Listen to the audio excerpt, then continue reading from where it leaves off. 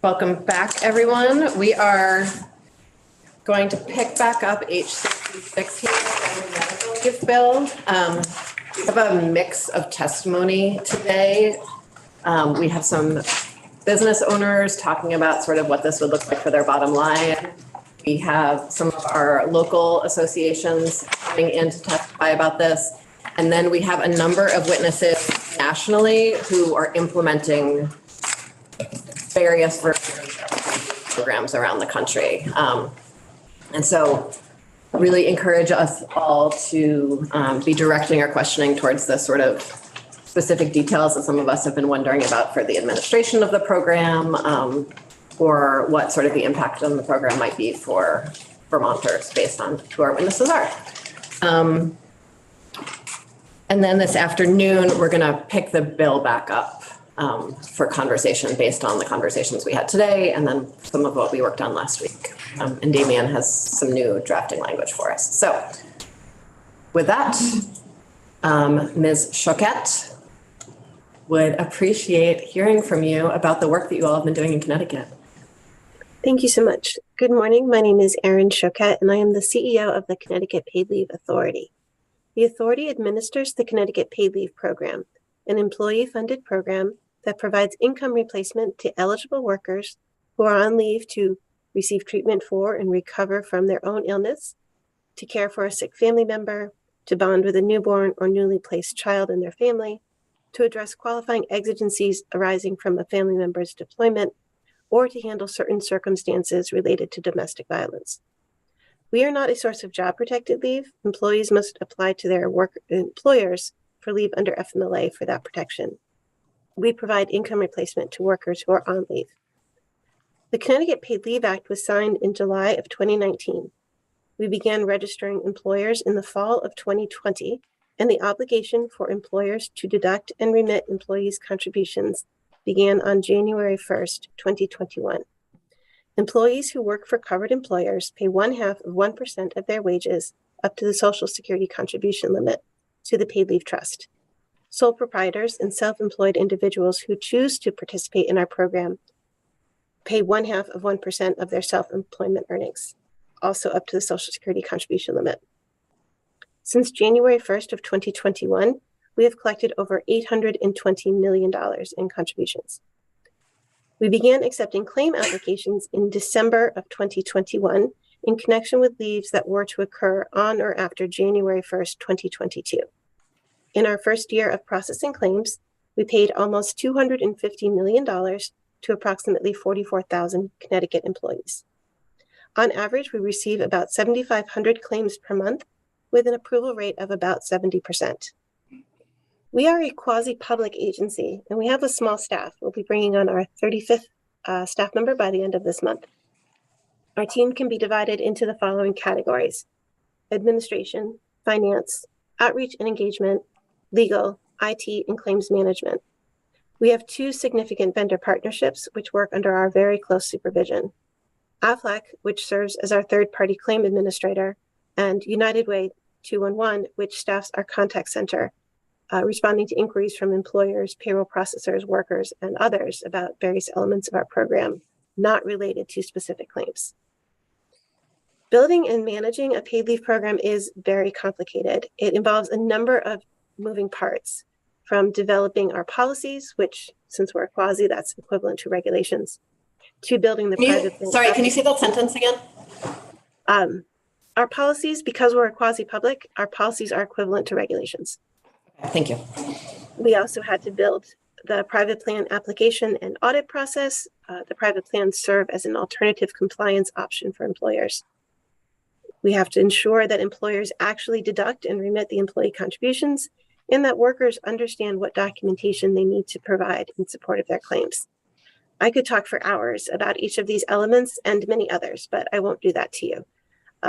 In closing, however, I will offer 3 suggestions for your consideration. First, do not underestimate the need for robust and ongoing outreach and an education to your workers and employers. Second, be prepared that it may take your applicants longer than you anticipate to file claims and to provide you with that complete and sufficient documentation necessary to validate their claims. And finally, think critically about the data already available to your state agencies and try to capitalize on that data as you build your program. Thank you for your time this morning. I would be happy to answer any questions you have.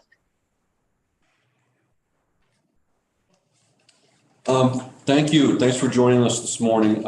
Wondering if you have any, and I appreciate the three pieces of advice you've got for us. Is there anything that you would suggest for that period between when we're starting to accept that the payroll contributions to the program and when we start the program, and anything in that period that you would want us to know about? That is a really important time to do your outreach and engagement, not just to the employers who you're trying to get to comply with the contribution side, but also to educate both the workers and employers about the claim process. So I think I saw in the bill, it looks like you have about 6 or 9 months between that time. That's a really useful time to try to educate people about what they need to do, specifically what the documents look like, the timeframes. Just, don't let that time go by without using that to educate on the claims process. Thank you.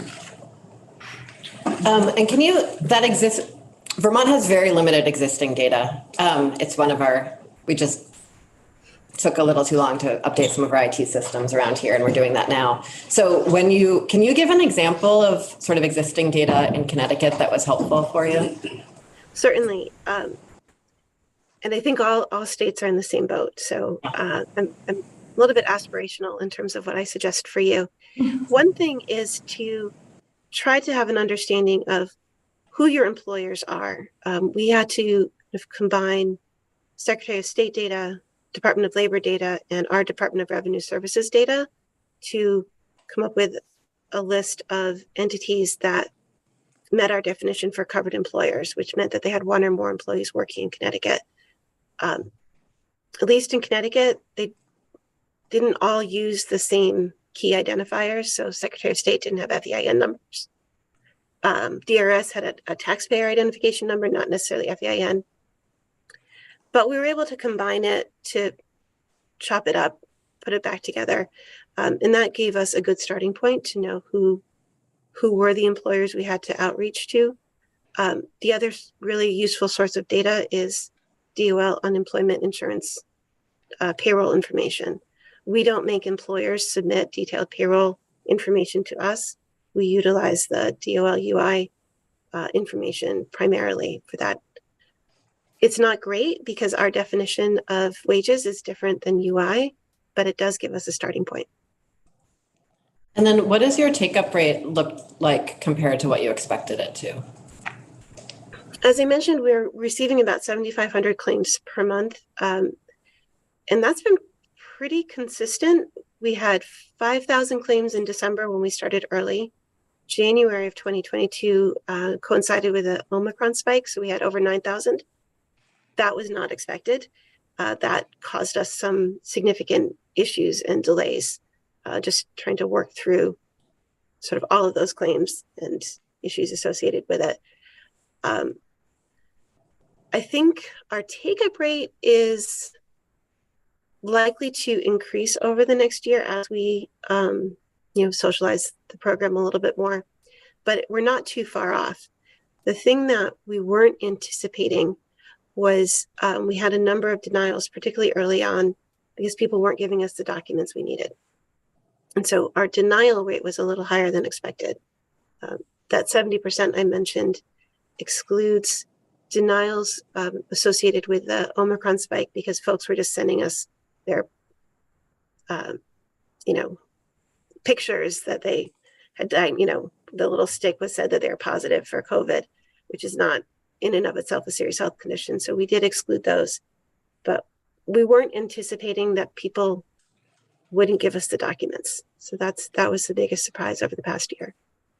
I really appreciate that. I think it's really easy to underestimate when we're sitting at this table how hard it is to do paperwork when you're in the middle of a personal health crisis or a family health crisis. Like, it's just paperwork goes to the back of the lifeline while you're taking care of people. So, Representative Anthony, you had a question? Thank you. Yes, and thank you for joining us.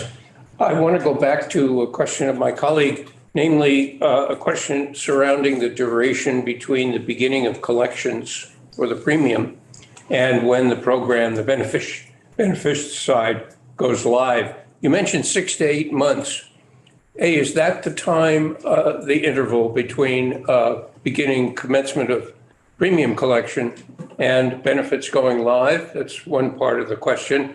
And the other is, did you use any other source of funds to build the bank, so to say, during that dry run period before benefits went live? Yeah, so my reference to the 6 to 9 months was my recollection of what I thought I saw in your proposed bill. We had 12 months, which it was a very condensed time frame between when the when the law was enacted and then going live. We had to move pretty quickly to meet all of our deadlines. So the 6 to 9 months was actually perhaps my misreading of what your law says. As I said, we had 12. We did get a loan from our legislature of $5 million to carry us through the first year, 15 months between when the law was enacted and when we began to receive contributions. We had to pay that back when we paid that back in full this past October. So we had that sort of bridge loan to get us started. Representative Massel? Yeah, back to your, thank you for helping us out today, but your question, or your comment about difficulty of getting paperwork filed, did many of the potential recipients, did difficulties fall into certain buckets, or were they all over the map? And can you give us any hints at some point on how to ameliorate those difficulties? Well, we're still working through. We've made a number of changes to our process to make it easier for folks. I think part of it was just not really understanding that we're different from other programs. You know, like if it's unemployment, there's very little documentation that needs to be provided. I think so. As part of it was education. Part of it was candidly we send out a letter when a claim comes in, and it was very insurance-y, to coin a phrase. It was kind of just very business-like, lots of jargon. We had to change that up to make it easier for people to read and understand, with very direct call to action. This is what you've done. This is what you need to do. We've also changed the process by which people can submit things. So we now have a document dashboard that makes it easier for them to upload to see exactly what they're providing and what's been provided. A portion of the document delay were folks who just didn't give us anything. They thought simply going online and answering the questionnaire was enough. And they didn't read or didn't pay attention to sort of the other documents. A portion of the document denials are because either the employer or their medical provider didn't provide us the documents that the employee was responsible for asking to have them sent in. And we've I think cracked that code pretty well in terms of accepting alternate forms, accepting a copy of the FMLA documentation. But again, it was a brand new program and folks didn't necessarily know who to ask at their employer to complete our employment verification form. The supervisors didn't know what it was. So there's an education process there. And then finally, I think it was people who just needed more time. They said, okay, because we said, we want these back in 15 days. If you need more time, ask for it. And lots of folks didn't ask for the more time. And then they get a denial, and that would prompt them to say, oh no, I'm still working to provide this document. And so we just had to really educate to say, look, you know, if you've got FMLA paperwork already, give us a copy of that for your MedCert. But if you need more time, just ask us. We'll work with you on that more time. But we were surprised I've got a background in FMLA, and the 15 days is what you do for FMLA. And I just assumed that people would have already been using that number. And that was not a correct assumption. Folks needed more time for that. Thank you. I appreciate that our treasurer who's administering the program has already requested that we extend that time frame in our own bill. So I appreciate you validating that.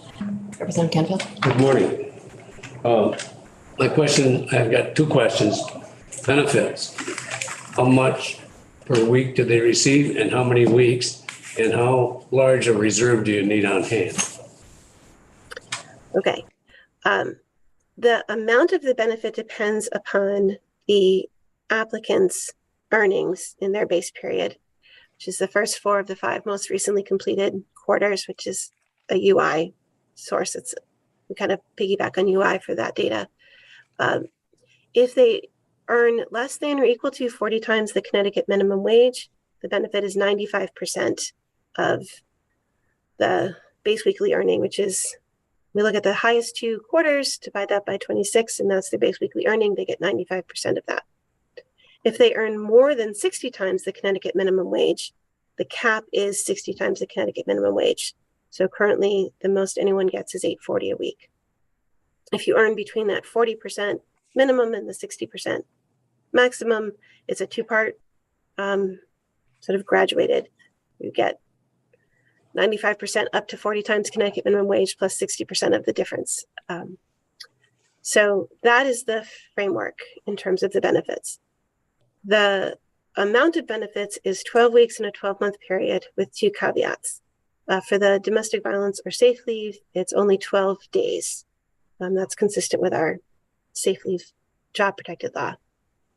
And for individuals who experience any sort of incapacity during pregnancy, so that could include treatment, prenatal care, complications, or even having a serious health condition during pregnancy unrelated to pregnancy, they can receive an additional 2 weeks. So those claimants could get up to 14 weeks in a 12-month period. For the reserves, we have worked with now 2 sets of actuaries to develop our standards for that. And we have 3 different tests for the sufficiency of our reserves. Let me just make sure that I'm describing them properly. They're somewhat independent tests. The first one is that we need at least, right.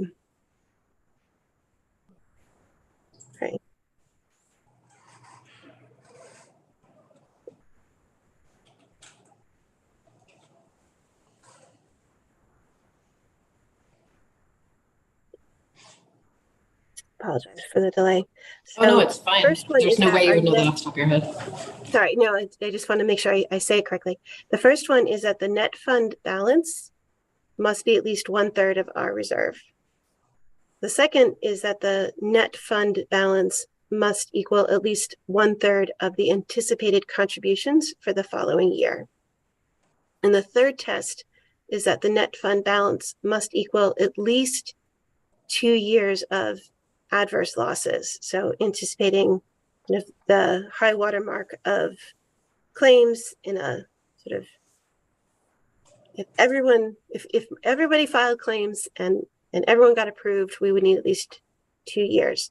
So as I said, we use our actuaries pretty heavily to help us identify what we anticipate the next year's contributions to be, what 2 years of adverse losses would be, and then we run our balance against each of those 3. And I'm happy to, I can share some copies of our sort of quarterly updates from our actuaries, if that would be helpful to you. Thank you.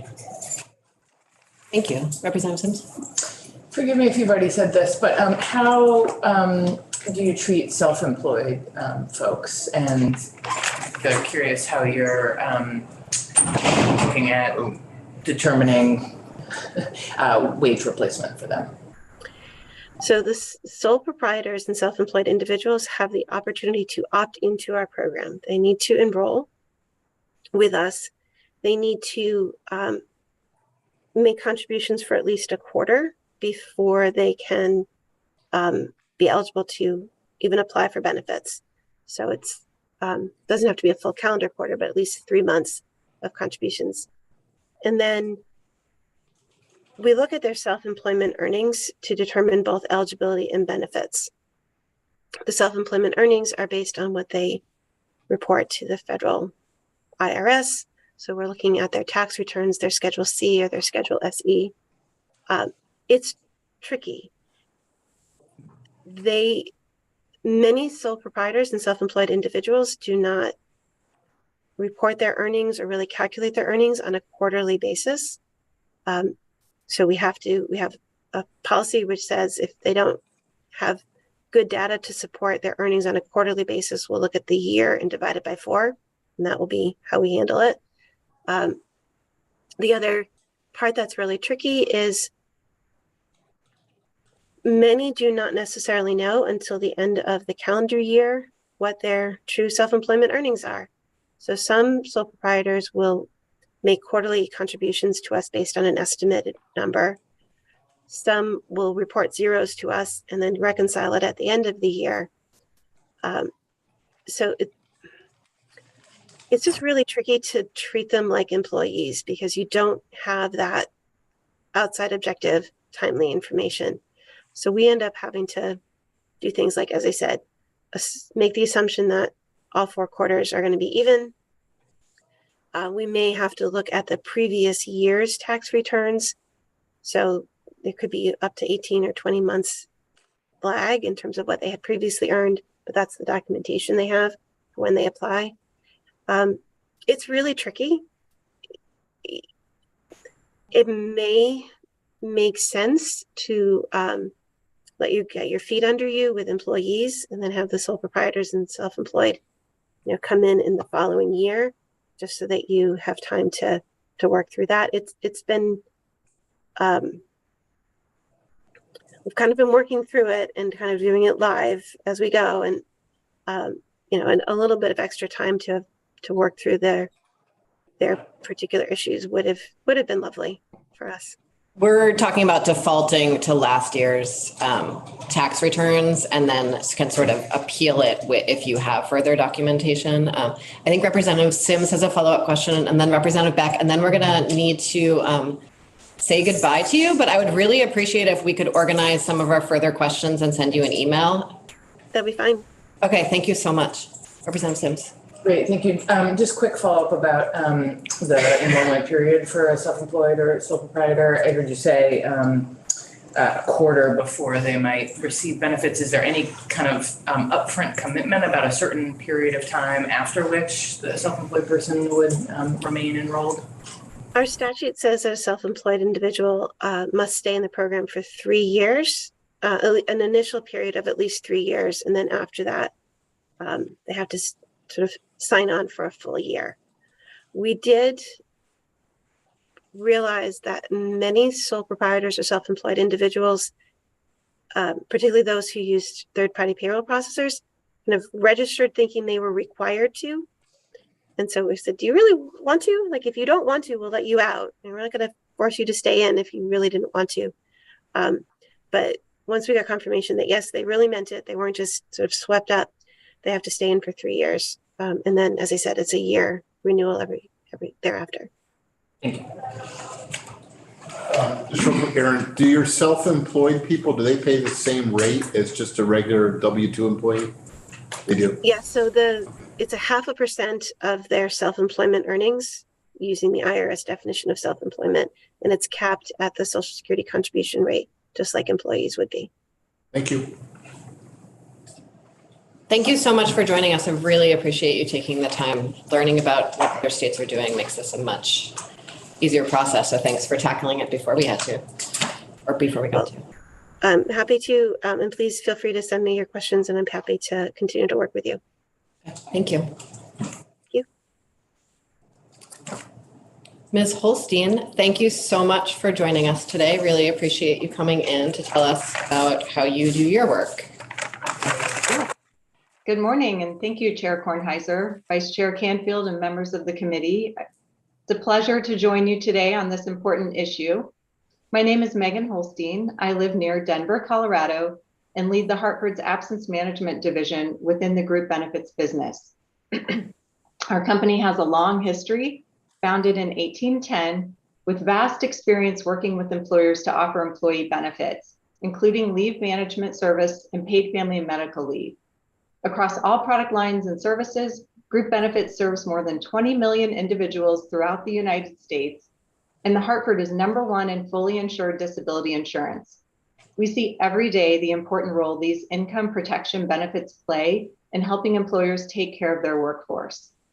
I'm here today to provide you information about the Hartford and our connection to the Family Medical Leave Plan in Vermont. Last year, following a competitive bidding process, the state selected the Hartford to create, administer, and insure this program. Throughout this partnership, we will be able to provide FMLI coverage to state employees while creating a marketplace for Vermont employers to offer coverage to their employees, and then ultimately to offer this coverage to individuals whose employers choose not to participate in the program. The state's 3-phased approach to the program will offer a way for all working Vermonters to access coverage, while also allowing time for employer and employee education and awareness. It also enables learning through experience and data to better predict costs and ensure a successful and sustainable program. The Vermont FMLI program will provide up to 6 weeks of paid leave benefits in a 12-month period at 60% of the employee's wages for the following life events: the birth of a child and to care for the newborn, an employee's adoption of child or foster care placement and to care for the newly placed child within 1 year of placement, caring for the employee's family member with a serious health condition, where the employee's family member is a military member on covered active duty or has a corresponding serious injury or illness, and a serious health condition that makes the employee unable to perform the essential functions of their job. And this is just the base plan. The plan is designed to be flexible so that employers who opt into the program can purchase additional coverage if they choose. So for example, if an employer wanted to provide additional weeks of coverage or more than 60% wage replacement, they can work with us to do so. We participate in this market in many ways. We support self-insured or fully insured plans in states that offer employers the option to work with private insurers. We will also continue to work with employer customers who offer paid leave on their own through self-insured salary continuation plans. There are significant benefits to having an insurance run plan. I'd like to discuss 3 of them today: the expertise, infrastructure investment, and approaching the employee's leave holistically. So first, our expertise. The state's phased approach, which uses the state employee population as the base plan and allows employers to enhance that coverage on a voluntary basis, along with our expertise and experience as a private insurance carrier, we can address the critical concern of large taxpayer investments in infrastructure and financial solvency around an otherwise state-mandated and administered program. The insurance industry has the history and expertise offering these benefits. Such history is a valuable resource. Private insurers have almost 80 years of experience coordinating insured benefits, state-mandated benefits, and employer-sponsored plans to ensure employees receive all of the income protection available to them during a leave of absence. For workers, paid family and medical leave helps provide peace of mind. Knowing your income won't stop when you're on a covered leave can help people worry less about how they will make ends meet and focus more on their own recovery or caring for their loved one. For employers, offering paid leave can also enhance workforce engagement, productivity, and retention. Our expertise with paid family and medical leave goes well beyond administration. We have compassionate nurses who can assist with certain claims to ensure workers received optimal support for their needs, the right data to help employers spot trends and better understand the impact of employee wellness on their operations. This can help them address some of the root causes of employee absence and better plan for the future. In addition to our clinical staff, the Hartford has claims process experts and technology experts to help ensure the people, process, and technology are all in place to support a comprehensive FMLI benefit. Our people understand the human resource need around a leave of absence. We employ sensitivities to each type of leave reasons, and we've spent years driving an effective and efficient claimant experience. Next, we've made the investment to succeed. We keep costs down. Developing and administering a brand new program can be complex and costly for states, and the insurance industry is well suited to manage the cost and risk associated with paid leave programs. At the Hartford, we already have the technology infrastructure and are committed to investing and maintaining it.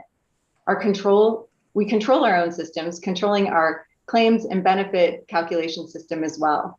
It's already built. We use it for other state PFML programs, and we take on the build and maintenance for this.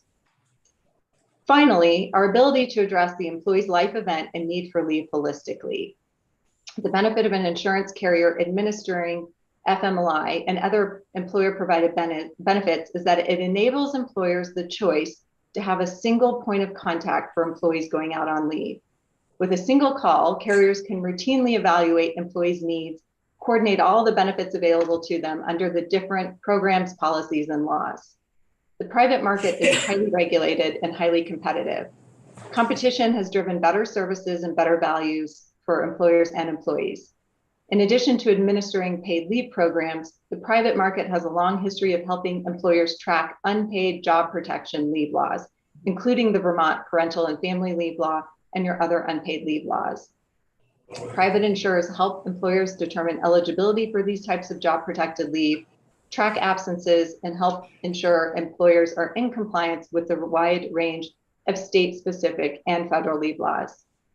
Working with insurers can also provide a seamless claims and customer experience for employees, as well as access to additional resources as they transition back to work. So for example, a worker taking leave to have a baby, we can create a seamless benefit payment between the medical leave during the childbirth recovery period and the parental bonding leave. Because to the employee, these are not two claims, but a single event of having a baby. With our expertise combined with significant investments, the investments we've made in this business, we have the scale needed to perform well at a competitive cost. In contrast, employees participating in a state mandated program requires the employee to contact multiple sources to access all the benefits to them. The state, the employer, potentially an insurance company. In that maternity leave scenario, the worker likely has to file for the medical leave for their childbirth recovery, and then later file for the parental leave benefit. At the Hartford, we can help coordinate all of this, reminding the employee of all available benefits afforded by their employer and notifying employers of their responsibilities around that employee's leave. There are a variety of ways different states and employers are approaching paid family and medical leave. Conversations about a voluntary program like the one Vermont has implemented are happening across the country. We expect other states to consider this approach as an option as well. This program creates a market in Vermont that puts valuable benefit in the hands of people who need it. Paid family and medical leave is an important issue for many workers whose families would suffer a loss of income if they need to take time away from work to care for themselves or their family member. Programs like FMLI offer meaningful wage replacement during life circumstances that may be planned, like that birth of a child, or at other times unexpected, like injury or illness. The Hartford has the expertise, technology, and skilled staff to provide a seamless customer experience for employers and their workforce. We look forward to providing these benefits to Vermont state employees later this year, and beyond that, other Vermonters. Thank you for your time. I'll take any questions the committee may have. Thank you. I appreciate you highlighting how important it is that anyone participating in a program like this has a seamless experience of it, given that this is usually a very stressful event in their life. I have a question that I think a number of other folks do. Do you experience rate when you are charging your premiums to employers? The way, say, our unemployment insurance system would work? You're saying, is it the same as the employers, or I'm sorry, as the unemployment? Do you use an experience rating when you're determining the premiums that you're charging to employers? So the cost will vary. Employers will work with their benefits brokers in the Hartford to select a number of plan design options that allow them to support the needs of their employee in their business. So these factors will impact the premium on the employer or that the individual will pay. So the amount of claims that an individual employer and a group of employees under an employer would have would impact the price of that insurance program for that specific employer? The amount of claims, the number of employees that they have on payroll, and the way they design the plan. So if they offer more generous benefits, that would go into play as well. Thank you. Representative Beck, did I invent your hand? No. Okay, great. You and then Representative Sims. Megan, and I know, you've worked with the state of Vermont on the plan that they're putting together for Vermont state employees, and you're probably familiar with the bill that we're looking at in this committee. Like, what's the timeline? Like, if we said, hey, we want to have all employers go to the Hartford, like, how long would that take for the Hartford to start to get people enrolled and be ready to help people and give benefits? Are you asking about House Bill 66 or the program that we've already been awarded the RFP for? Well, yes, what I'm saying is I know you have the existing program that you've worked on, but if that expanded to all Vermonters, how long would it take to implement that type of expansion?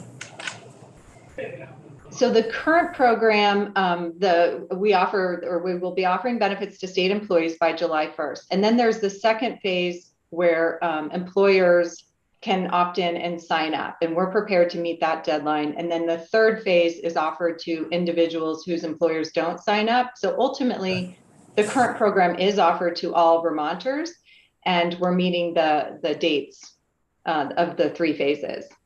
So what are the dates of the second and third phase? I'm totally drawing the blank. So state is July 1st. Employers are January 1st, I believe, to opt in. And then individuals a year after that. Okay. Thank you. Yes. Representative Sims and then Devlin. Yeah, thank you for this testimony. I'm trying to understand sort of the differences between the current state plan and what's being considered here in H66. And so I understand that the benefits are a little different with the state plan, 60% of pay for 6 weeks, and 66 has a sort of higher wage replacement and a longer period of benefits. Have you all gone so far as analyzing the expected premiums for employers who choose to participate in the state plan? And I'm curious how that would compare to the 0.55%, which employers split with employees in the bill that we're considering. So understanding that the benefits are different, do we have a sense of what the different in contribution rates would be? We have not done that analysis between the cost to employers under the two programs. As I mentioned earlier, we take we will take each employer under the current state program based on the plan they choose. So if they want to be more generous than the 60% or offer additional weeks, that would impact the cost. Again, we look at how many employees they have on payroll and how much the employer is going to contribute versus how much they want the employees to contribute. So that price under the state plan will be one price, and we haven't done that comparison under House Bill 66. And what about just the sort of most basic plan, the 60% at 6 weeks? Do we have a sense of what the contribution rate would be for the most basic coverage? For that basic plan, the estimated average cost, excuse me, per employee would be between $4 and $8 a week. Excuse me. Okay. And can you? I think right around what ours is. Okay. What 66 is. So similar, but for a different level of benefits provided. And have you done some modeling sort of about what additional costs were if we were to get up to a sort of similar package benefit as is considered in H66? So 100% wage replacement for 12 weeks? We have not. I mean, we're paying close attention to House Bill 66, so it would be premature for us to say, if you were to offer a private insurance option and we were to enter that market, it's premature for us to say what we would charge for that. And just sort of one last question. Obviously the Hartford is in this as a business and needs to have some sort of, margin built into this to support the business. And so I'm curious if there's a expected sort of profit margin built into the business model and that translates to. I love that question because in the sports wagering conversation we were having earlier in the week, like we get to really see the profit margin in this really transparent way that we generally don't with other things like this. Well, first and foremost, we believe in paid leave and that it's an important issue for families who need to take time off and suffer a loss of income. We've been in the short-term disability market for a very long time. So as a leading provider of group insurance and leave management, we see the value of this. The insurance industry is a valuable resource that can help with program design, implementation, reduce complexity, given our vast experience managing these types of leaves.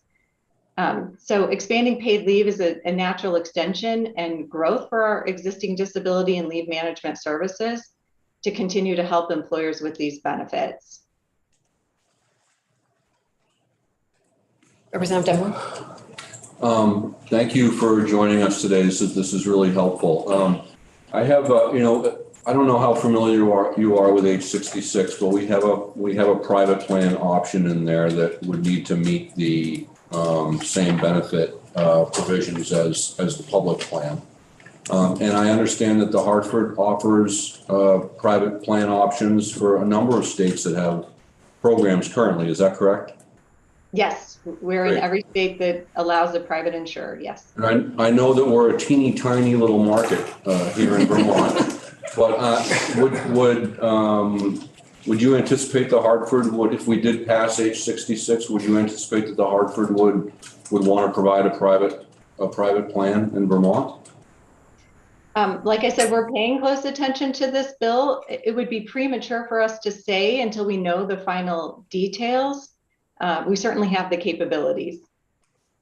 Thanks. And do the requirements that we have in our bill for a private plan, are they very similar to, I think you operate in at least 7 states that have got paid family and medical leave plans, and you're operating a private plan in those states. Are ours similar? What we're anticipating in age 66, is that similar to what you're working with in those other states? I know this is a hypothetical again. We like to say that when you've seen one state paid family medical leave law, you've seen one state paid family medical leave law. You have provisions that are similar to other states in terms of leave reasons. Your leave reasons are fairly common. Your list of covered family members resembles some other states, although other states mirror the FMLA more closely than House Bill 66. So the short answer to your question is components of it we've seen in other states. The particular blend you've put together is new. There isn't another state, as you probably know, that completely mirrors the components you have put together. Okay. I'm going to have Representative go. Yeah, sure.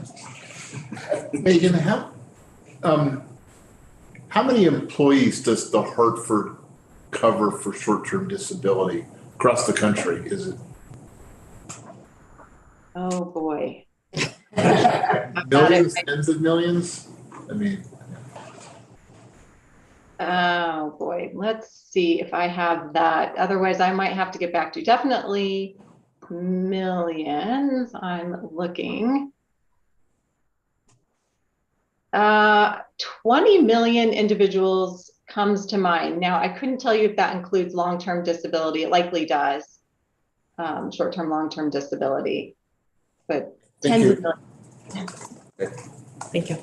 Representative Demrow, last question, and then we're going to hear from you. Yeah, I'm just sort of changing gears here and going back to the governor's program now.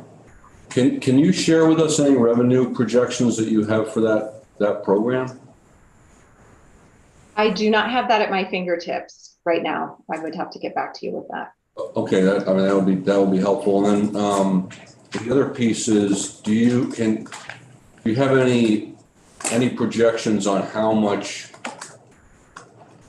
what the total amount of contributions that program would come in projected out as far as you've got? Just for the state employees? Yes. Well, yes, or what you've projected in terms of opt-in from private employers and individuals too. I believe 2 million is the state employee projected contribution. In terms of the other employers, again, I'd have to get with our actuaries. Those numbers are not at my fingertips and get back to you. Okay, thank you. Yeah. Appreciate it. Thank you. And we would love follow up on those questions. That would be great. Thank you. And totally, I don't generally have numbers like that at the tip of my fingertips either, especially when I'm sort of, on multiple screens on my computer. So thank you so much for joining us. Really appreciate you taking the time. I'm sure we'll have future conversations. Next up, Mr. Bulow. Did I get that right? You did. Congratulations. Most people get it wrong. Thank you. As a Kornheiser, I feel extra sensitive to the constant mispronunciation of names. So I'm so glad you could join us. Thank you. We have a lot to learn from what you've been able to do in Washington State. So I'm glad you're able to join us today. I think we have some specific questions, but would love for you to share just a little bit of big picture before we jump into those. Sure. So first of all, I hope you can hear me okay. I'm on my personal phone. I've been having issues with my computer, so want to make sure that you can hear me okay? Yeah, it feels like it might cut out, but it's not cutting out now, so. Okay, well, hopefully this will work. So our law passed in 2017, and it was the first in the nation to stand up both family and medical leave together, and not building on an existing short-term disability program. That's what the states that went before us were able to do. And so our law was passed with very short timeframes to implement, which honestly can be both a blessing and a curse. And so we had 30 months from passage to implement the payment of benefits, and we had 18 months to implement premium collection. So very quickly, we had to put out our request for proposals, get vendors on board, do all of our procurements, get our requirements built, designed, system out the door. Our operations stood up. I mean, we stood up a brand new division within the Employment Security Department. So it's not just technology. We built everything from scratch, including the staffing. And the way we chose to do that because of the timelines is we implemented in agile fashion, which can mean a lot of different things to a lot of people. But really what it means for us is what we did is we looked at what's called the minimum viable product, right? So how do I want to say this? I don't want to say it's the least you can do because that's not true, but how can you meet the customer's needs as quickly as possible and show that everything you're delivering is adding some customer value? So that means you have to do a lot of prioritization, right? To be perfectly candid, we have not finished completing the law that passed in 2017 because of other priorities, competing priorities. We also have a second program that passed in Washington State that we're standing up as well. So we're busy. But yeah, kind of big picture, we had this program stood up. We did a lot of projections, and a lot of that was just based on data that was available, which was not around paid leave in Washington State. And so when we went live, we were expecting a certain volume of claims, and we received 83,000 applications in the first 6 months, which is more than we anticipated in the first year. In fact, we hit that in about 3 months, what we anticipated in the first year. And that's important because it put us behind out of the gate. And that's not obviously where you want to be. We were able through a lot of different ways to catch up. And we now average just over 2 weeks on all of our applications and getting people approval and those sorts of things. I'll stop because I can talk all day about this. See what you want. I guess I want to big picture before we, what would you advise in terms of, from those lessons learned of yours about things we want to keep in mind? I really appreciated Connecticut shared with us sort of the need for a really strong public awareness campaign Yep. using existing data, just any of those sort of, if you could do it again. Absolutely. What you know now. Yeah. So our public awareness campaign, we have a component for outreach in our law, which actually is really good from my perspective, because what it allowed us to do as an agency is to look at what would it cost and how many resources would we need to meet that legislative mandate. If we were not, I believe that if it was not in our law, we would not have had the time, the money, or the resources to do the amount of outreach that we did, which, is, I believe, one of the reasons why we received so many applications and just some pent up demand. So that was definitely a positive for us.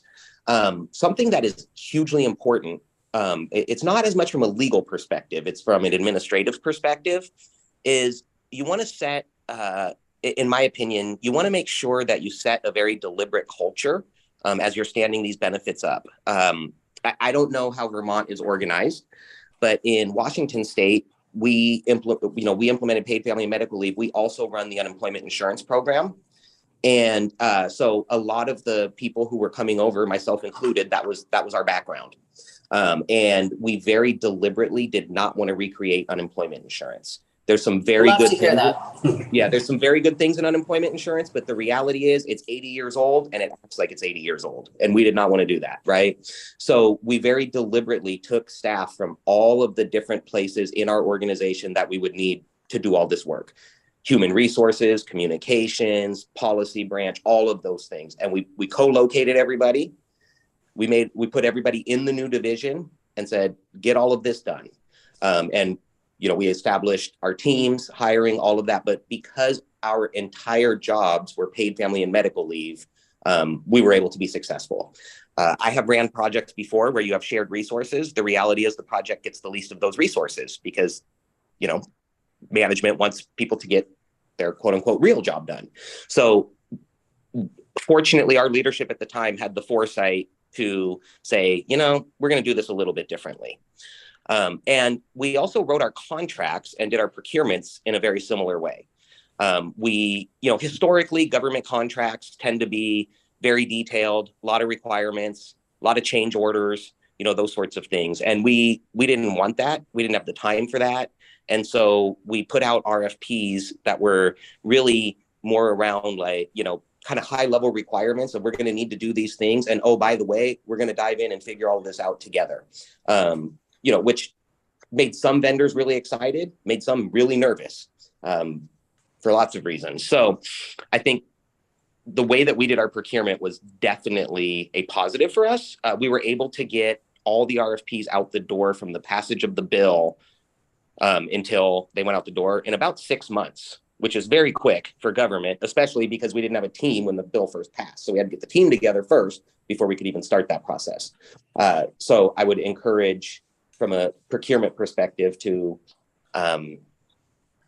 try to do it in a way that allows for flexibility in the contract, because the reality is with a new program, it's not possible to know all your requirements up front. And I've done other projects. I did a, unemployment insurance modernization. And even though you think you have all the requirements up front, you don't. And it's not going to come out the exact way that you want it to. I would say you want to embrace emerging technology. So we want to be very customer centric, right? So we set a very deliberate culture, and part of that is people centered, including our staff and our customers. So in order to do that, you need modern technology. People expect a modern look and feel, not a typical government website. We did a lot of user research and that sort of thing up front. It allowed us, the way that we did the technological stack and had different vendors, we were able to build quickly, get stuff out, and get feedback on it.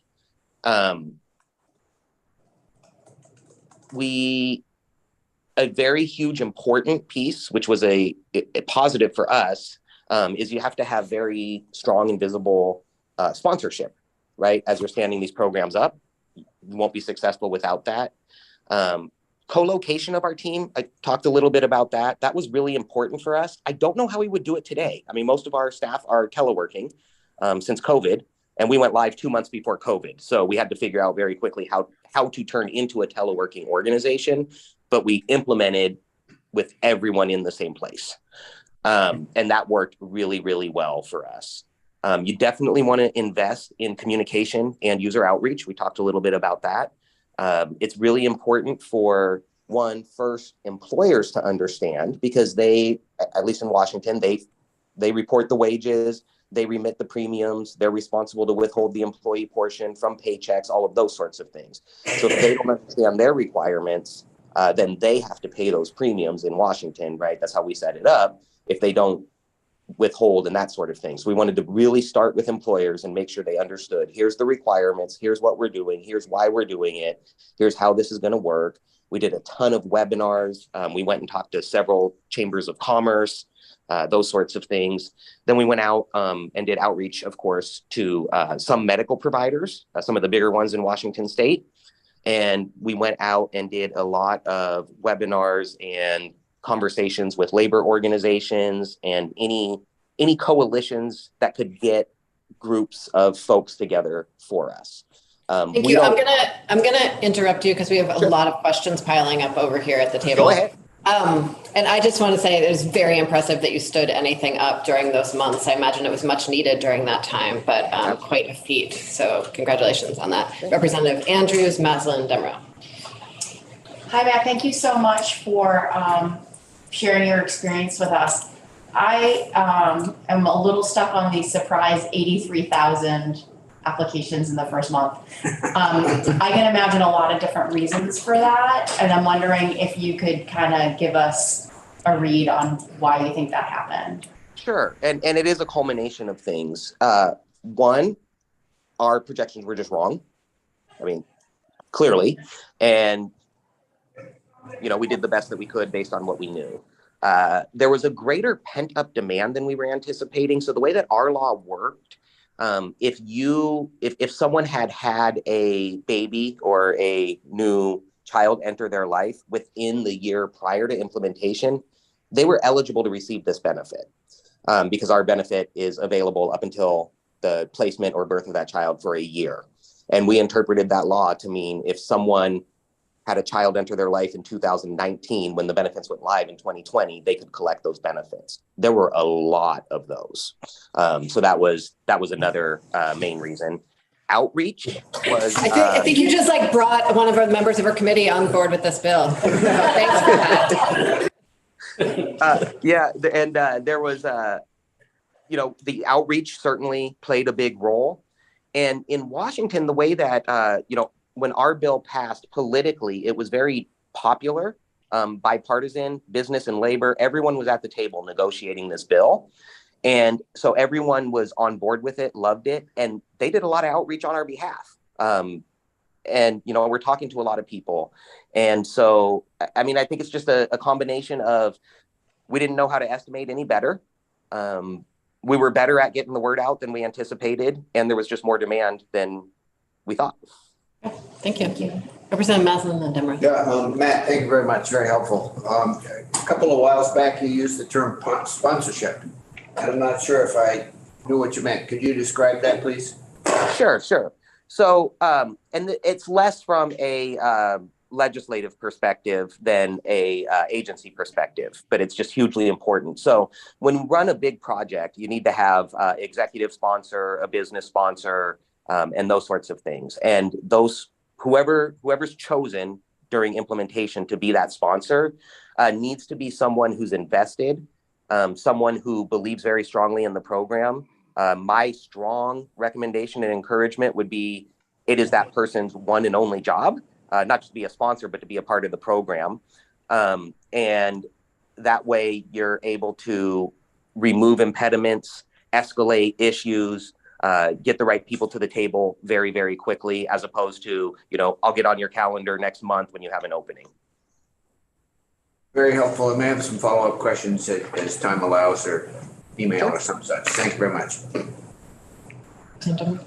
Thank you, Matt. This is really helpful, and I just want to say your report, your post-implementation report, and the critical success factors and recommendations for lessons learned in there they don't seem to have the usual sort of gloss that, that government reports. So you seem to be quite frank and honest in there. I really appreciate that. I wish our treasurer were here today, because he'll be responsible for standing this program up. And I could see the two of you having a really interesting mind meld over this. Absolutely. I think we're scheduled to meet next week. So. Oh, great. Wonderful. Wonderful. So just really two quick questions. First, how many staff do you have administering this program? And the second question is, what are your reserve requirements? So, okay. First question, how many staff do we have? It's a little bit hard to unpack. I know that should be an easy answer, but we are in the middle of standing up a second program. So in Washington, our legislature recently passed a long-term care bill, first in the nation, and gave that to us. So we're in the throes of implementing that. The premium collections start in July of this year. So when I look at our total count of staff, it includes people working on both programs, and a lot of people are working on both programs. So we have just shy of 500 people total. Those are not all frontline staff filing, dealing with claims and that sort of thing. That's our entire organization. But it's really hard to kind of bifurcate between the two programs. If we lost the funding for one of the programs, that staffing would go down, though the demand on the program would not. So we would not want to see that happen, but that is reality. When it comes to reserves, when our law first passed, there was no reserve. Currently, there is no reserve. It's still true that there is no reserve. And the bill was designed in a way for the program to essentially run paycheck to paycheck, is how I look at it. And that was intentional. And the intention behind that, particularly from the business community, is at the time we had number one or number two healthiest trust fund in unemployment insurance in the nation. And the business community in Washington has long believed that there's too much money in that fund, and that they shouldn't have to continue to contribute to it until that goes down. The pandemic took care of that for them. But setting that aside, there was no reserve. That has been a problem. So every quarter now we run in the red. And we have permission from the state treasurer to do that, and we use money and then we repay it when we get our premiums back in. That's not sustainable, obviously, and that's not how you want to run a program. So last year, the legislature passed a bill to put together, it did lots of things, but one of the things, it added, actuaries' involvement, that sort of thing. But it also stood up a task force to dig in, and, of which we were a part, business and labor were a part, key legislators were a part, to really dive in and sit down and talk through how could we modify the funding of this program to ensure that we're not dipping into the red every quarter, and we're not building up such a huge fund that's not palatable for folks. So we have legislation currently working its way through that I fully anticipate to pass. I expect it to pass in its current form, but you all know better than me, those things change, right? So we will see what ultimately comes out of the legislative session this year, but I would expect that what will come out essentially will be a 3-month reserve. Great, thank you. Appreciate that. And I just want to note that when considering that number of 500, you have about 11 times the population of our state. So yeah. I really appreciate that you made an unemployment insurance trust fund joke. I think this might be like one of the only rooms where people would laugh at that, and I appreciate it. So, good, I'm amongst friends. I got too many years in unemployment. Yes. Representative Beck, were you next? And then Taylor, and then we are going to wrap up and move to our next witness. Hey, Matt, as you guys rolled this out and you found out that, some of your projections were off, especially the uptake rate in that first month, did that, in reaction to that, did Washington, did you have to change the benefit and or the rate that people, that employees had to pay for that benefit? We have not changed the benefit amount. It increases every year, basically with wage index and things like that. Okay.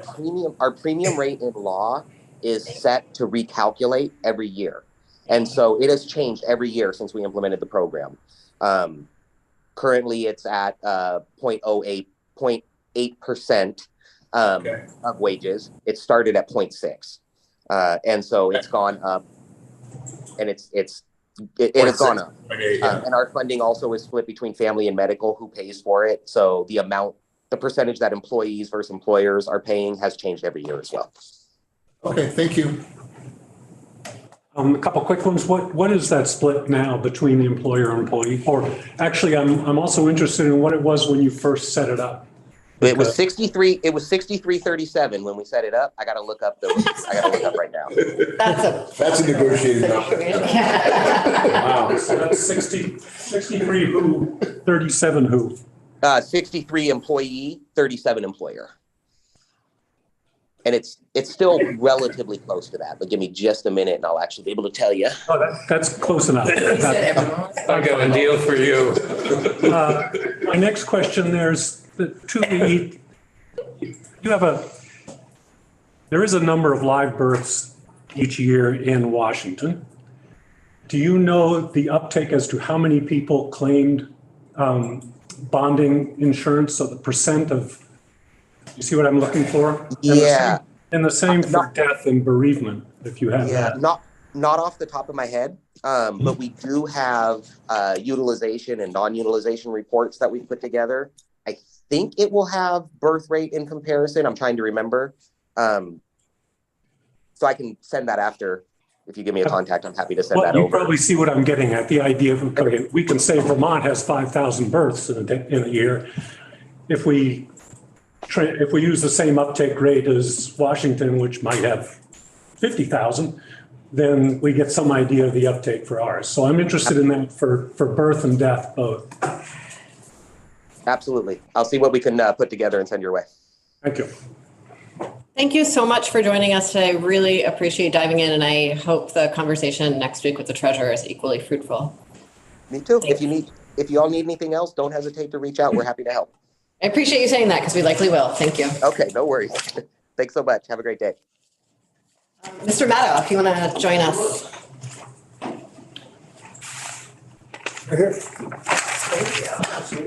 And if you could start off by introducing yourself for the record and then just Hi, everyone. by your business. My name is Ben Madow. I'm the president and owner of a jewelry manufacturing company in Bellows Falls. The name of the company is Silver Forest. So I've had a chance to read this bill as drafted. And when I read this bill, what I see is the opportunity to fulfill the promise of family medical leave and make it a reality for working people. Okay. And I'm here for the same reason that I'm a member of the Vermont Business for Social Responsibility. And that's because even though I'm profit driven, that's not the only thing that motivates me. I have a desire to take care of my employees, and I'll talk to you more about that, my community, and, I have a position of power, so I can do that, and I can come up here and talk to you guys about that. And the third reason is I can give you some real numbers. I've read your numbers, I've read the bill, I've looked at the 0.58%, and I'm going to talk about that and how it fits within my employee population and what that reality might look like on an operational basis for me. I'm a little nervous. I shouldn't be because you all seem pretty chill. So anyway,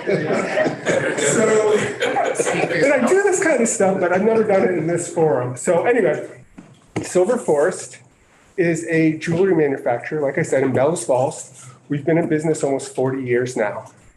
And we make craft jewelry that is sold in small mom and pop retail shops everywhere. So it could be in a fashion boutique, it could be in a pharmacy. Locally, you could find it in like Guy's Farm and Yard or Northfield Pharmacy. Maybe you like to shop at the Stowe Street Emporium, you'll find Silver Forest. You'll find Silver Forest in California, you'll find it in Alaska. In fact, we sell to 5,000 shops. So that means in a year, I'm making about 1 million pairs of earrings, right? And to do that, I have about 60 employees. I have 60 employees, 61 if you count me. So these people are painting the jewelry because it's a craft jewelry. We're gluing stones, we're doing the final assembly, we're picking and packing the orders, we're taking the orders or getting the checks. It's a real ecosystem. And it works. I've created a brand, a nice niche, and, I'm able to set my prices a little bit. So that puts me in a unique position. I understand that. But, It's also allowed me to take care of my people in a way that maybe others don't have that opportunity. And so that's afforded me having my average employee has been with me for 13 and a half years. So even though this is low skilled work, I found a way to kind of exceed family medical leave, work with people, give flex time, and retain people through different chapters of their life. So that's been great. These are low skill workers, really. So the average wage I have is about $22 an hour. Not horrible. I've bumped it up in the last couple of years because I've had to. And then talking numbers, my average payroll, every week my payroll is $60,000. So that means between salary and hourly people, $1,000 average every week.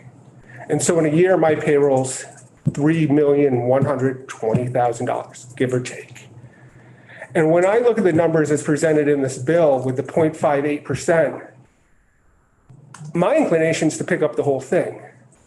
That bill on my payroll, in addition, for that benefit for my employees, is $348 a week, right? So I was shocked. I read the bill, I saw that number. I said, is that right? Is it 4.8% and 5.8%? But it's 0.58%. So on an annual basis, that's about $18,000 on my $3 million payroll. And, you know, I'm a $10 million company. So, you know, it's not a nothing expense, but it's a great benefit. I see the value in that. I can also see some offsets. You know, we, in the last few years, we implemented a 6-week paternity leave. So beyond the PTO that we give between like 4 and 5 weeks, if someone has a baby enter their family, they get 6 weeks leave. Last year, I had 2 employees use that. So there was one adoption, and then there was a spouse of an employee who had a baby. And so that benefit would be covered in this bill the way I read it now. So there's $10,000 of that $18,000 that's covered. So from a financial standpoint, it makes sense. And then I look at it operationally and like the reality of what people have to deal with in terms of leave, not being able to have the time to cover leave they're going to take anyway. And it makes more sense. I'm going to lose these people, or I'm going to have to work with them and fill those holes anyway. So why not have them be more whole through that process so that when they come back to work, they're not there kind of a shadow of themselves or picking up a weekend job. I mean, that's happened. I see people kind of just burning the candle at both ends to make it work. So for me, this is a bill that makes a ton of sense. That's why I'm happy to come up here. Like I said in the beginning, it seems to make the promise of family medical leave a reality and something that working people can take. It makes sense for me financially and operationally. The fact that the state is going to pick this up and it's just going to be a small rider on my payroll takes a lot of the admin away from me, but it also takes a lot of the heartache away from me when I see someone, I don't want to choke up, but, you know, coming back with no leave or having issues. I want to say, oh, let me just fill them with some time so they don't have to be kind of not having time to fill their schedule. This will allow them to stay more whole and to be more present when they come back. So for that, it was worth me coming up here from Bellows Falls, taking the day off and talking to you all. Thank you. Sure. Yeah, you're a remarkable employer, sir. I do my best. Thanks for coming up and testifying today. Sure. Representative Mack. Thank you for coming up. I can certainly understand if you don't want to share this number, but you were very candid in telling us you have $3.12 million in payroll. Do you know what percentage of your total operating costs that is? About 30%. 30%. Yeah. Okay, awesome. You know, Thank you. materials are another half, and then that 20% is admin, overheads. Okay, thank you. Yeah. And profit. You mentioned that you've had a few people take leave recently and how much that cost. I'm curious when you, with a business of this size, I imagine you sort of project out over a few years. And I'm curious about sort of the instability of covering those wages out of your own costs versus what it would look like to have this be run by the state? Like how you sort of imagine that the different kinds of stability when you're modeling your numbers. I haven't done that, to be honest Okay, with you. yeah. No, I'm just, the paternity leave is somewhat new, maybe 4 years. I would love to make it 12 weeks like this does, but that's another big expense. I don't know how many people are going to have, my workforce is a bit older. So they're not having a lot of babies, but I don't know. Yeah. Yeah, Representative Taylor. Do you have a company that provides your insurances, that manages it all? Yes, we do. We do offer short-term disability, and it's something people use. Absolutely. It's about a 60 to 70% wage coverage. About half my employees that are hourly do use it.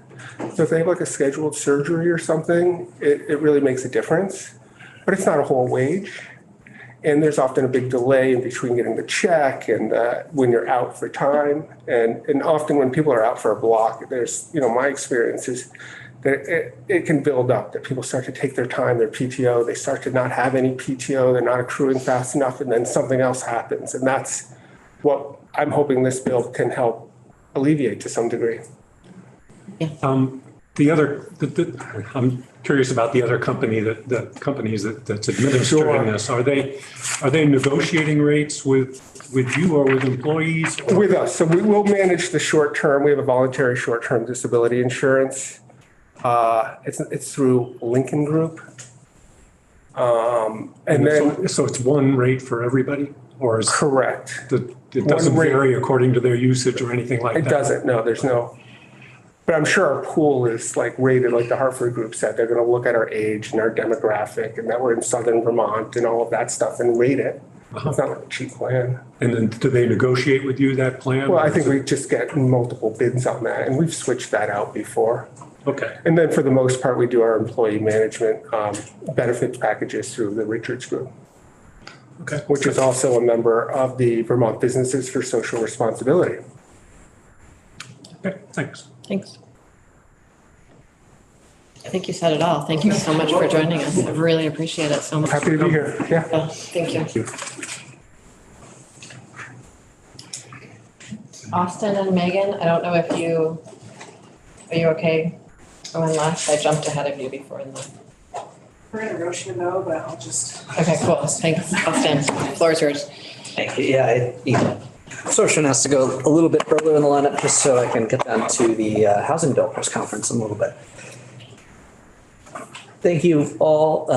For the record, Austin Davis, Director of Government Affairs for the Lake Champlain Chamber. My first time actually in this committee. So welcome to Ways and Means. The new in our penthouse. Yes. A little bit bigger, a little bit less sunny. I used to bake in that room, so that must be a little bit more comfortable here. I think I'll just start by saying that I'm neither testifying in support nor in opposition to this proposal. I think my members sent me here to have a conversation about the elements of the proposal, how they would affect employers, what the impact might be on the economy, and how, if you were to proceed with this proposal, it might be changed or managed to be something we think would be a little bit more functional. I'd lead off just by saying our economy doesn't have an infinite tax capacity, and just as a natural ecosystem has a rate at which you can sustainably harvest from it before you irreparably prevent it from regenerating, we think our economy does as well, and we know our economy does as well. And we lead with this because we can't look at this proposal in isolation. There are hundreds of millions of dollars worth of proposals this legislature has put forward. So far this legislative biennium, and there are the numbers to enact a lot of them. So when we look at this proposal, we don't just see this proposal. We're looking at the cumulative effect of all of the potential proposals. This proposal. Cumulative effect of all the proposals in the whole legislature? The proposals that have substantial amount of backing that are poised to actually be passed this legislative session. As well as some of the ongoing needs. And then, as I'm about to get to in a second, some of the economic headwinds are looking at in the next year. I think this proposal uses, seeks to use a payroll tax, while at the same time, there's a conversation downstairs about using a payroll tax to fund childcare. This payroll tax can't be necessarily looked at in isolation when both those things are moving. I think this is why it's daunting for employers. And then I think folks look at consensus revenue forecast that was delivered in January that shows a contraction in state revenue that's, greater than what we saw in the 2008 recession. And we saw two out of every three economists surveyed during that consensus revenue forecast saying that in 18 months they predict a recession. So tapping into 1 million in tax revenue is kind of scary, especially when folks will likely be back here next year, if those economists are to be believed, looking for new revenue to patch holes. I think that's just front of mind for all of us, and I could pause there if folks want before I jump into just kind of point by point on the program as proposed. No, I mean, I've certainly read more recently that the threat of a recession that was sort of a possibility in December seems to have retreated a bit in the last few months. But I continue on with your. So I think we are appreciative of the testimony you took from the Hartford today, and we really are appreciative that any proposal to privately administrate a program just to insulate state from liability, shorten the stand-up time of any program, and bring in outside expertise. We have concerns about the startup costs as proposed. They've ballooned from a placeholder 20 million in the bill to now it looks like upwards of close to 100 million. So we have concerns about that. The amount of funding that would be used for startup could also be used to be leveraged if working with a outside privately administered company for either rate buy downs for introductory rates or education and outreach necessary, as you heard from folks earlier this morning, and a whole host of other issues that we're dealing with in the economy, be it childcare, housing. That's a substantial amount of money to start up the program. I think we'd elaborate further that just the Treasurer's Office has testified that, this is significantly different than what the work has been done in that office to date. And it would roughly double the size of that office at a time that is very hard to hire for any industry or business, much less the state. So with those, we really would like to see a privately administered risk pool be pursued further. And, I think in 2019, H107 envisioned DFR, acting as an agent of the state, putting out RFPs to various insurers to take on the risk pool, and then acting as a agent of the state that handles appeals and really holds the feet of the insurer to the fire to make sure that they come forward with the benefits as promised. So that's something that I think, there's a lot of wisdom in the previously passed legislation, and we'd like to see that pursued as well. We also just have some concerns around annually adjusting the tax rate. I think the testimony earlier was really interesting in that context. We've seen the challenges of making benefits in the cost changes of the special fund in the Office of the Treasurer in the past. It's worth noting that we can afford 2 of these programs for the amount that we spend in unfunded liability every year to go to the pension fund.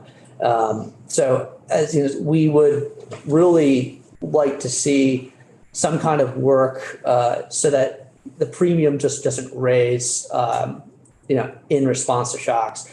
It'd be great if a program had internal safeguards to be more countercyclical, closer to what a UI trust fund looks like. And one thing that could be done to do that would be to maybe even consider if this is housed in the Office of the Treasurer, which I think is not preferable, as I noted earlier. And even if it's not housed in the Office of the Treasurer, would be to have some version of a VPIC style body that looks at this at a monthly or quarterly level and tries to safeguard that trust fund and do the necessary procedures to make sure that that runs in a countercyclical manner.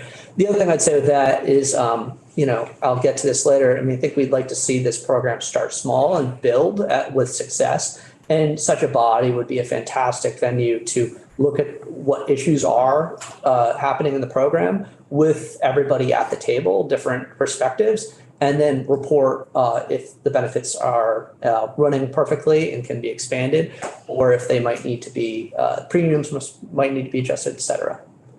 So, a few questions. I see we have questions. Before we jump into questions, we have 15 minutes left. Mr. Driscoll, I thought wasn't going to be able to join us and has joined us. So just want to let everyone know that we're navigating that little crunch there. And I'm sorry about that. I really appreciate your suggestion about counter-cyclical rate setting. It's probably the one way I'd like to compare anything to UI ever. So I appreciate that. Representative Maslin? Yeah, just curious, how do we start small? Well, I think this is the most generous program that would be in existence in the United States at this point, as we're in. Last year, I actually have a side-by-side comparison with H107. I can provide you folks.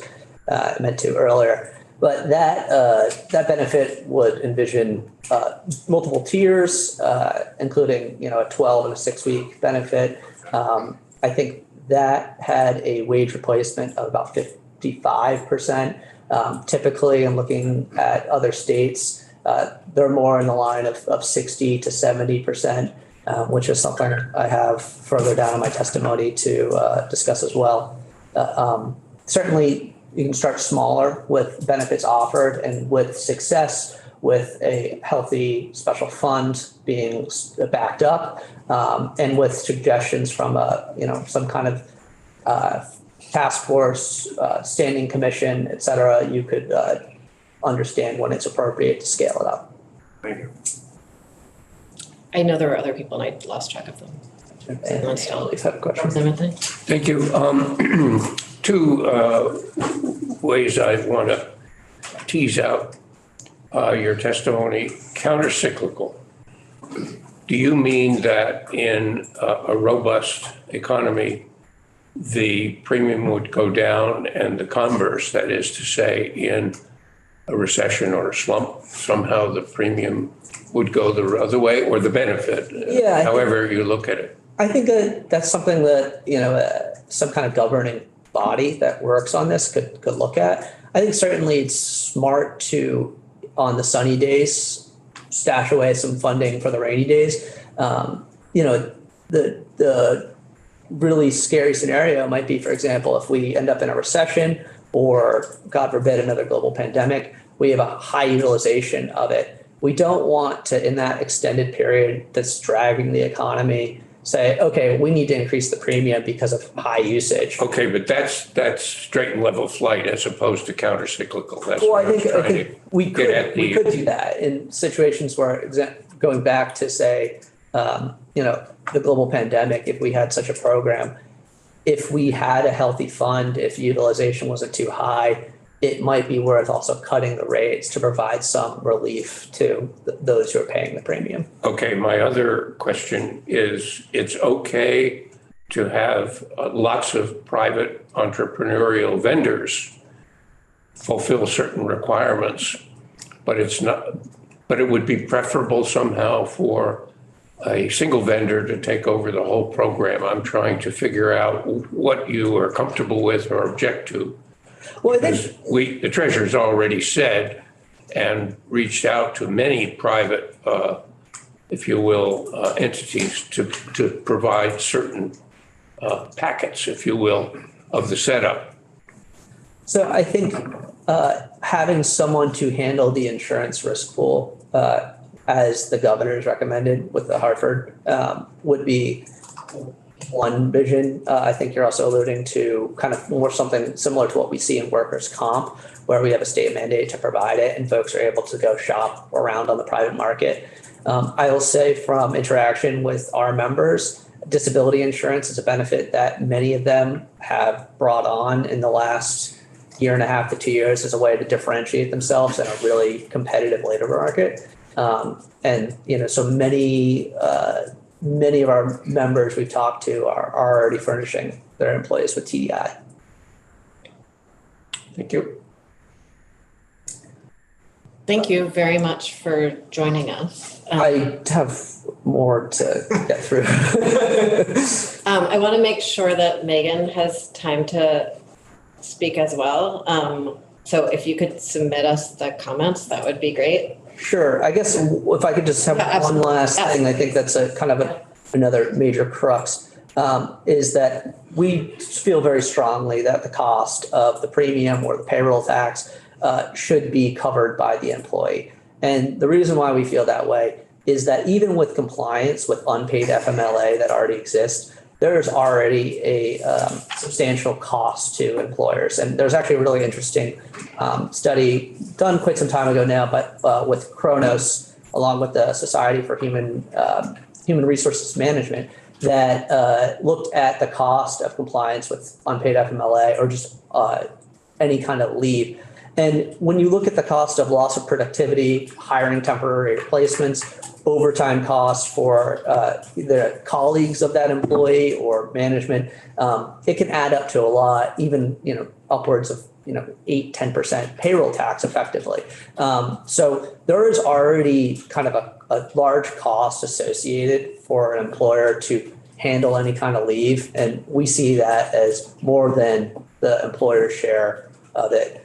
Certainly any language that would be in a final bill could have the ability for the employer to take on the premium if they so choose, especially if they want to try to differentiate themselves in a really crowded labor market. However, we think the starting place should be that the employee benefit is levied on the employee side of the wages.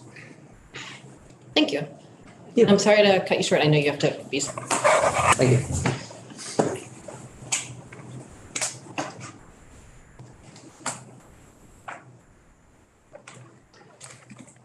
Hi, thanks for joining us. Thank you for having me. Similarly, this is my first time coming to this committee. Megan Sullivan, Vice President of Government Affairs for the Vermont Chamber of Commerce. I know the Commerce Committee, a witness brought the maple syrup. But as the Money Committee, I think you're going to be much more excited about my present, which is 2023 tax tables. So, I get those mailed to my, does everyone not? Did everyone get I those do, mailed but to I my love house? that extra copy. They're great, thank you. Yes, I keep it right next to my computer at home. This one of our members creates this, and not necessarily pertinent specifically to this conversation, but I just find it is something that I get a lot of use out of. So just wanted to share that around. Well done.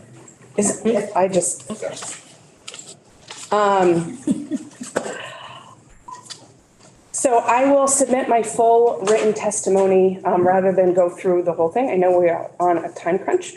I really appreciate the opportunity to be here today to talk about this proposal. I have enjoyed being able to be in this committee today, as well as in House General, and being able to hear businesses testify on this. I get to spend my off session meeting with all of our members and our businesses, as I'm sure you meet with your constituents. And it's always incredible to hear about what's happening in the state and the things that people do. The Vermont Chamber of Commerce is the state's largest statewide business organization. We represent businesses in every industry, every corner of Vermont. Understand, what it takes to help businesses grow, thrive, build strong, vibrant communities, help their employees. And our members have trusted us to center our stewardship on the mission of advancing Vermont's economy. I know you've taken some testimony last week about, sort of what Vermonters in general have gone through with the pandemic, and just wanted to talk a little bit about sort of the business side. There has been a lot of disruption in the economy in recent years and continuing. It includes 7% inflation, supply chain costs with $228 million per year, ongoing interest rate hikes, and a 21% wage growth since 2019. So there's a lot that businesses have contended with. And when they look at what's coming, there is, I think if you heard, as you've heard, Vermont businesses want to support their employees. They want to do the right thing, but there are constraints and capacities on what they can absorb all at one time, which is why similarly, we're looking at not just one proposal, but what are all of the proposals on the table that could impact how a business operates. The workforce shortage that businesses are dealing with currently is incredibly challenging, and it makes part of what's being proposed, especially for small businesses who may not opt to offer paid family and medical leave already, additional challenges when they know someone is going to be out. The ability to find a temporary employee is just not a thing that people can do right now. So it creates extra burden on the business owner if it's a small business and 1/4 of their staff is out for 12 weeks. It's not, again, about not supporting their employees, but it's about what they can manage. And I think this is true, especially for our small businesses that operate in industries that have a high payroll to net income level. So those are especially in the healthcare field, in hospitality, where a lot of their margins are small and their payroll costs are high. To have an additional tax on payroll is incredibly challenging. So we would similarly support what was proposed in 2019 of having, excuse me, businesses have the option of paying that tax for the employees. I think also, a benefit is an opportunity for business to attract an employee.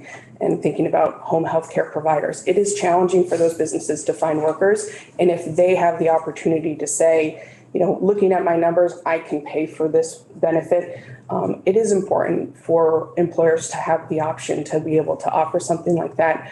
And some employers aren't able to afford it, but their employees would still have access to a program. We do have concerns about the startup costs and what those are looking like.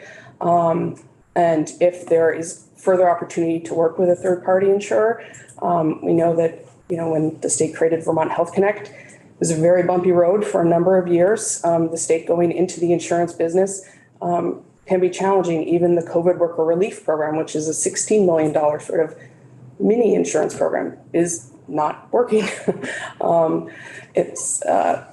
We have concerns about how the state has implemented insurance programs in the past, and looking at the size of this and scope of this, if there might be other ways to do that with industry professionals who have experience and an ability to absorb that.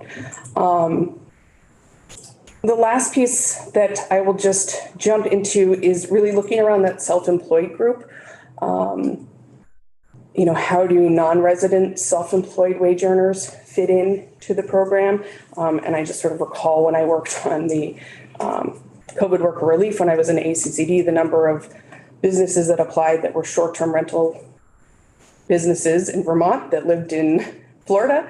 My read of this bill is they would be eligible to sign up, and, is it a self-certification for their leave, or I think there's some questions around that self-employed group.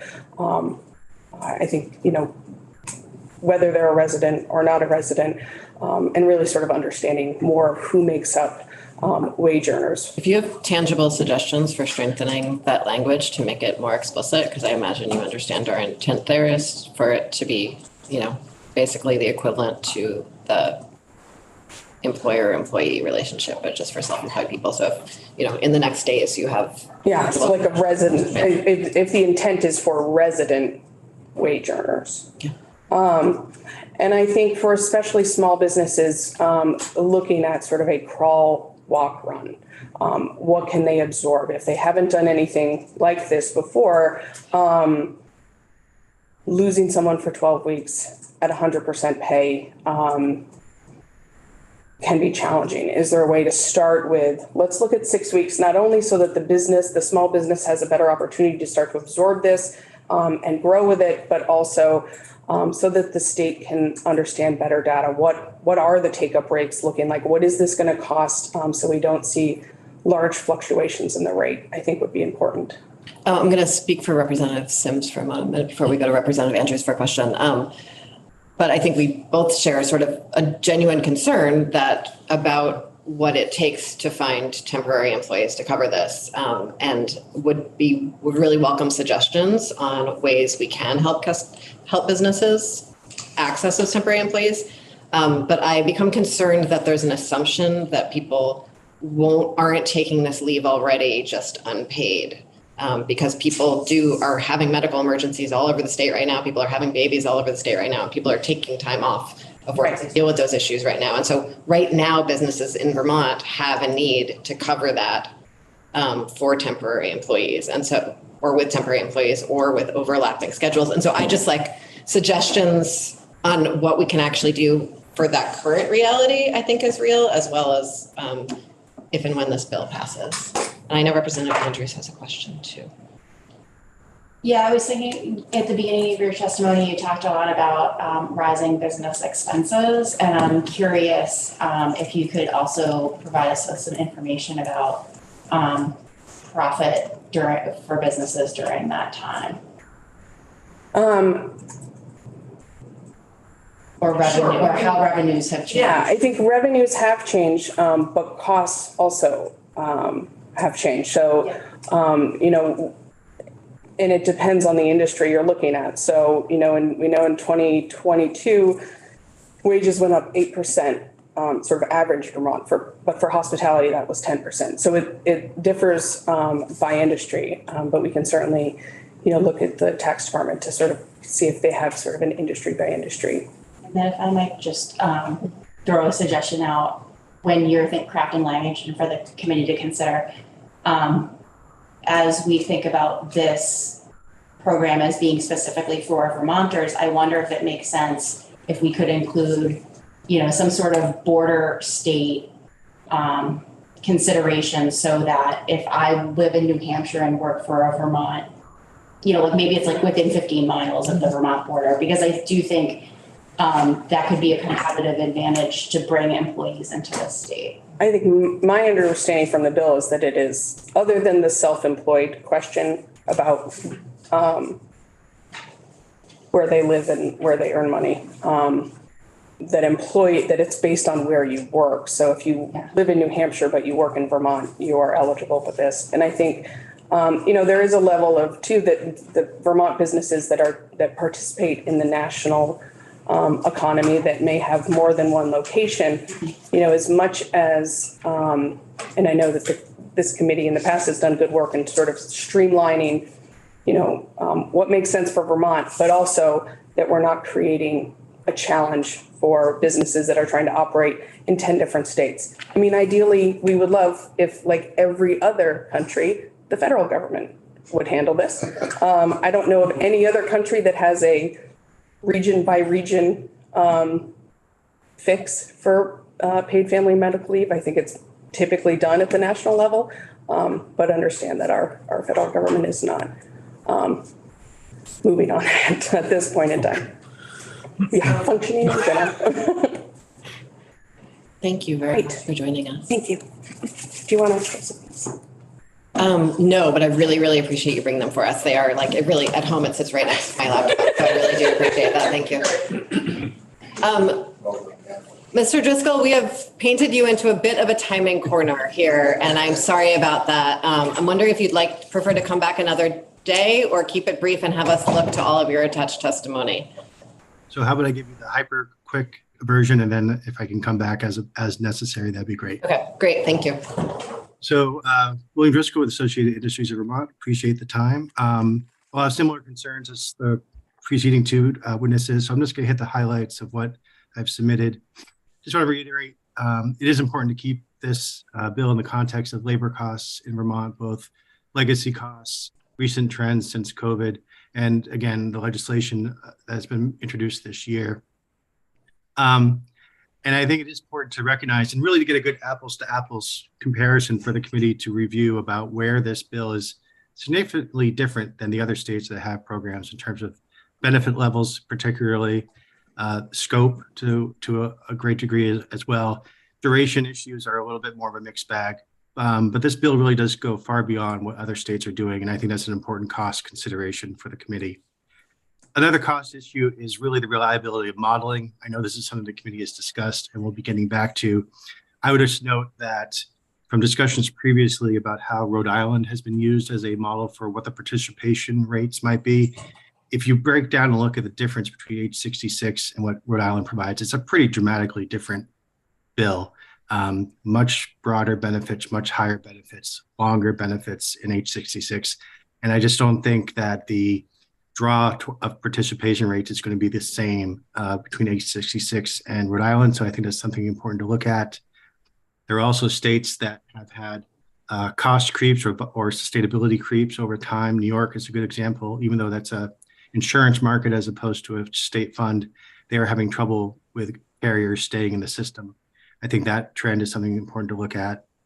Again, it would be good to consider looking at smaller steps, voluntary steps, as potential alternatives or transition pieces. I've provided some documents that can provide some of the information to look at these comparative differences. I will be following up with my attempt to synthesize some of that in a more easily digestible way. But I just hope it basically comes down to this is a huge bill, very consequential, as you know, and we just hope that committee will take the time and do the work that's needed to really address these issues and not feel compelled to skip over things or rush things with regard to crossover or other times. It's the first year in the biennium, a lot of stuff to go over, and we're hopefully will be able to help you out. Real quick, other notes. I would encourage you to look at the existing domestic violence support program that Vermont already has in statute and compare that to whether we need the safe leave provisions in here. And finally, even though it's really not necessarily in your direct bailiwick, I think it has been a neglected issue as to what impact on extremely small employers expanding unpaid leave to those companies and their ability to manage their employees and businesses. I think that's a neglected topic. So that's a super quick run through. I can circle back over anything or come back. Thank you very much. And I, in full transparency, sort of having the folks who work in the building and are here all day, every day to have less time is, I think, a choice that I made knowing that we can all reach out to you individually or have you back in if we need it. So really, I do appreciate it that you're here and that you've offered this testimony and that we can follow up with you. All right. Thank you so much. Sure. Thank you. We are going to be back here After the floor. after the floor because the floor is at 1 o'clock today.